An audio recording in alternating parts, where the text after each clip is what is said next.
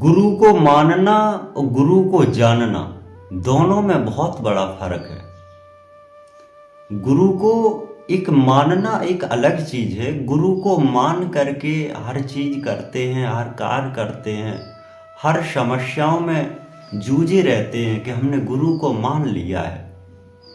बस गुरु बनाया नहीं है, गुरु का नामदान नहीं लिया है, गुरु को मान करके सर्व काम कर रहे हैं।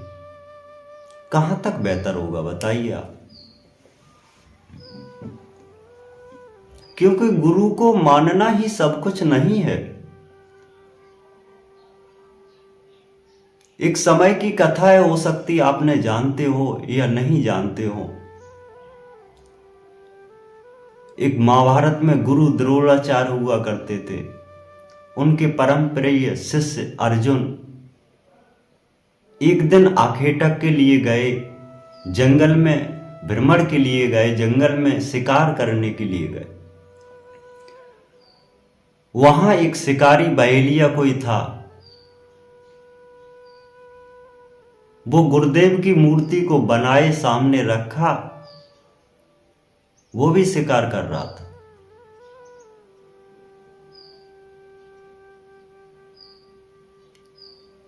तो उधर से अर्जुन और गुरु उनके अर्जुन के द्रोणाचार्य वो आ रहे थे। गुरुदेव को देखकर उस शिकारी का जो कुत्ता था वो भौंकने लगा। जब भौंकने लगा तो शिकारी ने एक ही तीर से उसके मुंह में बाणों से मुंह भर दिया और उसको चोट भी नहीं आई, उसको भौंकना भी बंद हो गया।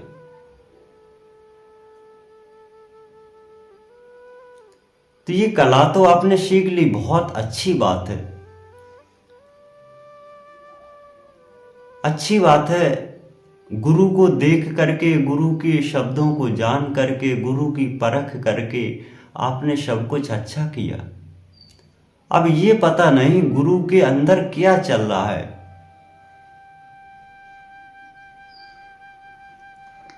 आपने नामदान चुरा लिया है कहीं से, उससे आप भक्ति कर रहे हैं, तो आपको पता नहीं कहां दिक्कत खड़ी हो जाए, कोई सवालेगा। क्योंकि गुरु से परिचय है नहीं, गुरु का न जाने भेद, गुरु के मन में क्या चल रहा है, क्या देगा उपदेश, ये सत्यता को तो जानिए। गुरु एक करना अलग चीज है, गुरु मानना एक अलग चीज है। तो गुरु मान करके हमेशा आपको घाटा होता है। तो गुरुदेव ने कहा कि आप किसके चेला हो, कौन है आपके गुरु? तो मूर्ति के सामने सन्मुख हाथ करके बोले कि ये हमारे गुरुदेव हैं, गुरु द्रोणाचार्य हैं, इनसे मैंने ये कला सीखी है। कि इनसे कला कैसे सीखी? इन्होंने तो कभी आपको चेला बनाया ही नहीं है। बोले हमने मूर्ति को स्वीकार कर लिया है। बोले तो गुरुदेव, गुरु द्रोणाचार्य तो हम ही हैं। बोले गुरु द्रोणाचार्य आप हैं तो हम आपकी सेवा करना चाहते। बोले सेवा करना चाहते, बहुत अच्छी बात है। तो आपने गुरु नामदान तो लिया ही नहीं है। शिष्य से कहा, उस आखेटक से कहा, उस बहेलिया से कहा कि नामदान कैसे होता है। कि नामदान का मतलब है गुरु जो मांगे उसको देना। तब हम चेला को आशीर्वाद देते हैं कि जाओ जीवन में सफलता प्राप्त होगी।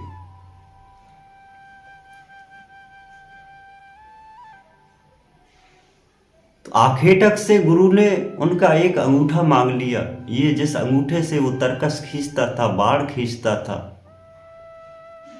जब अंगूठा ही मांग लिया तो अब बाढ़ किससे चलाएगा?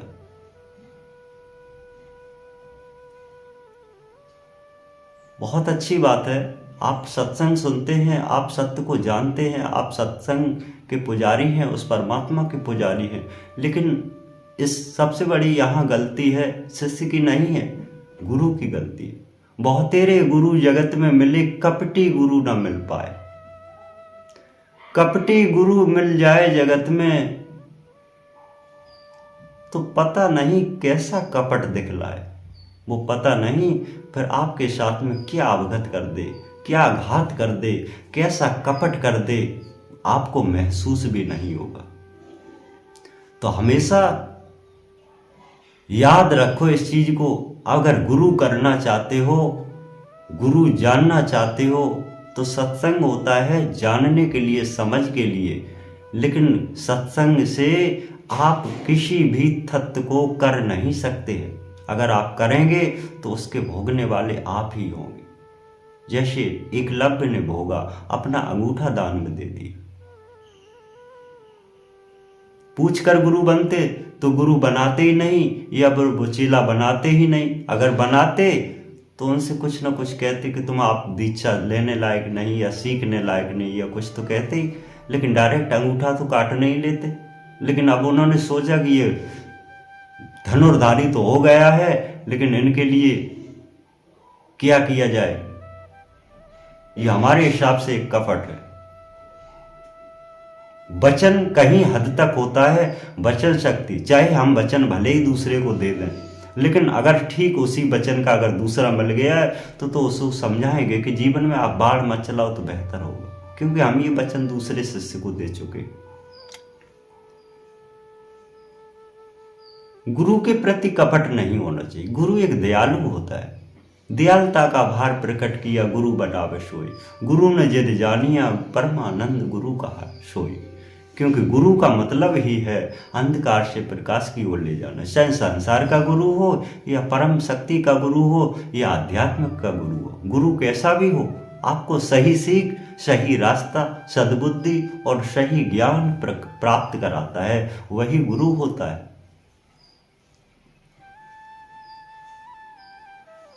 गुरु करे जान के, गुरु हमेशा जान के कीजिए, गुरु ये बनाने लायक है या नहीं, उससे सत्संग कीजिए। गुरु करे छान के और पानी पिए जान के। पानी में अगर कोई चीज अगर मिल जाए, कोई रंग भी मिल जाए, तो कितना भी उसको छानना, क्योंकि वो छन्नी से रंग भी साथ निकल जाएगा पानी के। ऐसे ही गुरु का सिस्टम होता है। गुरु हमेशा छान कर करना चाहिए। छानने का मतलब है उससे बहस करो, उससे सत्संग करो, उससे विद्या की प्राप्ति करो। ये कितना जानता है, उसकी बात को समझो, वो जानकारी लीजिए, जिससे आपको परम ज्ञान की प्राप्ति अगर हो रही है, परम भेद की प्राप्ति उससे मिल रही है, परम सत्संग मिल रहा है, परम ज्ञान की प्राप्ति हो रही है, तो आप सत्संग लीजिए, अन्यथा गुरु मत कीजिए। कोई दूसरा मिल जाएगा, संसार में और मिल जाएंगे। बहुतेरे जगत में बहुतेरे पड़े, सत्य ज्ञानी हम पाए। बिना ज्ञान के कुछ नहीं, न परम गुरु मिल पाए। क्योंकि गुरु खोजने के लिए भी एक ज्ञान की आवश्यकता पड़ती है।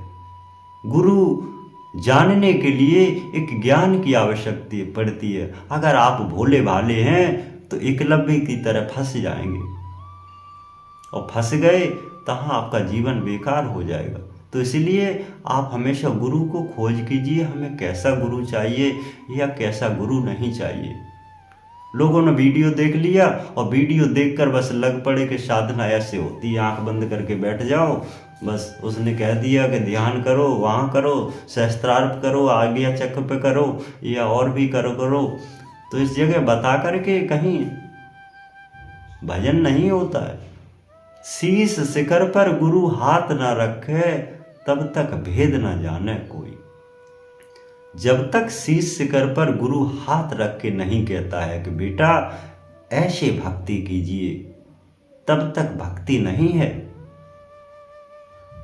क्योंकि गुरु मानना और गुरु बनाना बहुत अलग चीज है।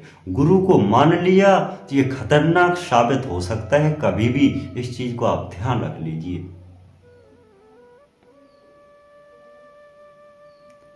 आप हमेशा सत्य की खोज कीजिए, सत्यता का बोध कीजिए, हमेशा सत्य से ही परमात्मा की खोज कीजिए, सत्य से ही गुरु की खोज कीजिए, जिससे आपका जीवन कल्याण हो जाएगा, आपके संसार की आवागमन से मुक्त हो जाएगा।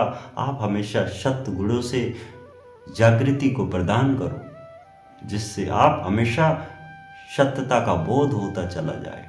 आप हमेशा निर्मल सत्संग से जुड़े रहिए, जिससे परमात्मा की प्राप्ति होगी आपको अवश्य। सत्य गुरुदेव।